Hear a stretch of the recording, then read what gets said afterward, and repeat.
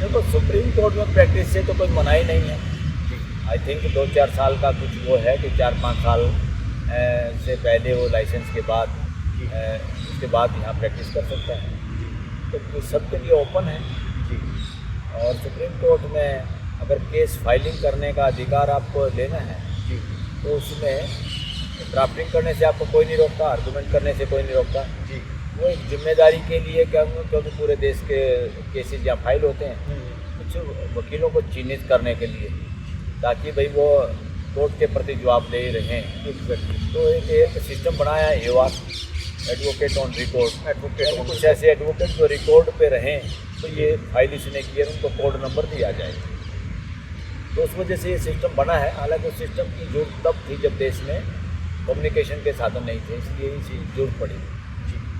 अब ये सिस्टम एक तरह से बोझ बन गया सुप्रीम कोर्ट पे, मगर उसको अभी भी सुप्रीम कोर्ट ढोए जा रही है। और मैंने तो इसको चैलेंज किया था इस सिस्टम को जी, Balraj Singh Malik versus Supreme Court of India में जी। That is a reported case, और उसमें मेरी एब्सेंस में solicitor general of India Supreme Court की तरफ से अपीयर हुए थे, और I was in Chandigarh High Court उस दिन। तो जज ने डेट देने की बजाय आर्गूमेंट सुन के सॉलिसिटर जनरल जो बाद नारीमन, जस्टिस नारीमन बने जो बाद में, उनके आर्गूमेंट सुन के और एक ऑर्डर जारी कर दिया। And that is not complete order as per my petition. उसके बावजूद भी कुछ लोगों ने मेरे से पहले ही उस ऑर्डर को चैलेंज करके SLP डाल दी सुप्रीम कोर्ट में, तो सिर्फ अपना नाम उस करने के लिए। उसके बाद सुप्रीम कोर्ट ने कमेटी भी बनाई कि इसको रिव्यू करो, ये मैटर को क्या करना चाहिए। तो दैट केस देखो, उसकी ट्रेजेडी देखो, आज वही केस जो मेरा, वो AOR एग्ज़ाम के अंदर सिलेबस का हिस्सा है। ओके, तो ये भी मुझे AOR के जो एग्जाम में बच्चे बैठते हैं जी, उन्होंने मुझे बताया जी। और इसी तरह AOR एग्ज़ाम में एक पेपर होता था अकाउंट का, तो मैंने ये क्वेश्चन भी उठाया था जस्टिस रविंद्रन के सामने। जो केस था उसमें ये मैंने आवाज़ उठाई कि you are not suppose to make the advocates accountant. Advocate यहाँ पर एडवोकेट है, अकाउंटेंट का कोई मतलब नहीं है। और कोई भी AOR अकाउंट अपना दिखाता नहीं सुप्रीम कोर्ट में, और आपके रूल के हिसाब से आज तक एक आदमी ने दिखाया नहीं। तो what is this nonsense going on in supreme court. तो उन्होंने खुद पूछा AOR एसोसिएशन के प्रेसिडेंट से, और उन्होंने पाया कि कोई आदमी इस रूल को फॉलो भी नहीं कर रहा। Then he asked me, Mister Malik, you failed in account? मैं बोला, I greatly failed, I am not student of account. मैं सीखना भी नहीं चाहता।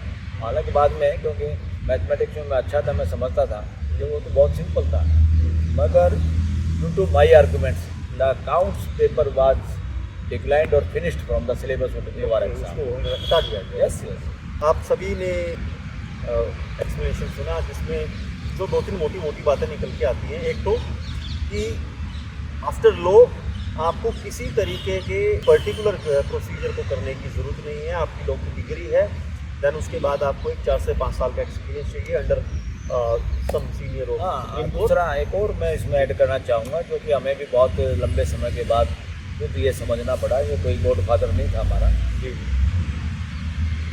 सुप्रीम कोर्ट में प्रैक्टिस करने के लिए, इवन चाहे किसी भी कोर्ट में प्रैक्टिस करने के लिए, खासतौर हाई कोर्ट और सुप्रीम कोर्ट में, आपको संविधान समझ में आना चाहिए, उसको याद करना चाहिए। उसका कोई मायने नहीं है कि आपने संविधान पढ़ लिया, आप वो लिख सकते हैं और नंबर लेके आप इवन जुडिशियल ऑफिसर बन सकते हैं, उसका कोई मायने नहीं है प्रैक्टिस में। आप संविधान को पढ़ते हैं, संविधान को समझते हैं, और संविधान को समझने के बाद संविधान को जीते जब हैं। जब संविधान को आप जीते हैं तो तभी आप संविधान के पक्ष में आर्गूमेंट कर सकते हैं, तभी आप कॉन्स्टिट्यूशनल एक्सपर्ट या कॉन्स्टिट्यूशनल एडवोकेट कहलाए जा सकते हैं। वरना संविधान सब पढ़ते हैं, पेपर पास करते हैं, और बुढ़ापे तक भी संवैधानिक इशू पे बोलने की हिम्मत नहीं होती, रिटायर हो जाते हैं सुप्रीम कोर्ट से। और सुप्रीम कोर्ट में तो दोस्तों जुड़े रहिए सिंह लॉ एकेडमी के साथ, क्योंकि आने वाले एपिसोड्स होने वाले हैं बहुत ही बेहतरीन। खुद बलराज सिंह मलिक जी हमें सुप्रीम कोर्ट से अपडेट देने वाले हैं लेटेस्ट जजमेंट्स के, और किस तरीके के चेंजेस आ रहे हैं, कॉन्स्टिट्यूशनल कोर्ट्स किस तरीके की जजमेंट दे रही हैं, और उनकी राइट इंटरप्रिटेशन जो कोर्ट ने किस तरीके से दी है, उस पर जो है सबके साथ हमारी चर्चा होने वाली है। तो दोस्तों जुड़े रहिए सिंह लॉ एकेडमी के साथ, चैनल को सब्सक्राइब कीजिए और अपने दोस्तों तक शेयर कीजिए। जिनके सवाल हैं, जिनके क्वेश्चंस हैं, जो पूछना चाहते हैं, प्लीज़ कमेंट कीजिए ताकि वो सारे सवाल जो हैं हम अपने एपिसोड्स में अपने सीरीज़ के साथ शेयर कर सकें। धन्यवाद।